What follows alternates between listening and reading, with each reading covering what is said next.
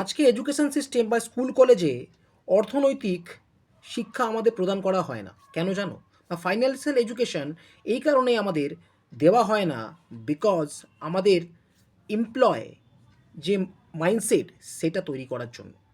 এটা করছে তাহলে কারা?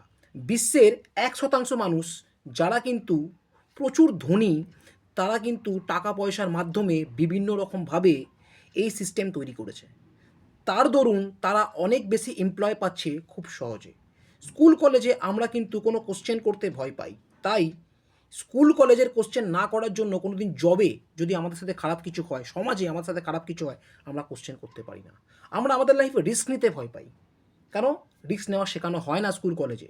আমরা রিস্ক নিতে ভয় পাই, যার জন্য জীবনে বড় হতে পারি না। কারণ আমরা যে জব পেয়ে যাই 10,000 টাকা, 15,000 টাকা, মানে স্যাটিসফাইড। রিস্ক নিয়ে কী হবে? জীবনে বিজনেস করে কী হবে? এর জন্য আমাদের মাইন্ডসেট সারা জীবন ছোট থেকে যায়।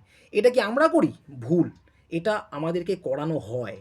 স্কুল কলেজে যখন আমাদের মাইন্ডসেট তৈরি হওয়ার কথা, বিজনেস মাইন্ডসেট রেডি হওয়ার কথা, তখনই কিন্তু আমাদের সিস্টেম এমনভাবে তৈরি করা হয়েছে বড় বড় বিজনেসম্যানদের দ্বারা, যাতে আমরা ফেঁসে গিয়ে আমাদের মাইন্ডসেট সারা জীবন ছোট থেকে ছোট আরও ক্ষুদ্র হতে থাকে। তাই জীবনে আমরা বড় হতে পারি না। সো মাইন্ডসেট চেঞ্জ করো, মাল্টিপল স্কিল ডেভেলপ করো, আর নিজেকে বিল্ড আপ করো। ভেঙে বেরিয়ে আসো, ফাইন্যান্সিয়াল এডুকেশন নাও। Thank you. আর বেশি জানতে ফলো করে নাও আমাকে।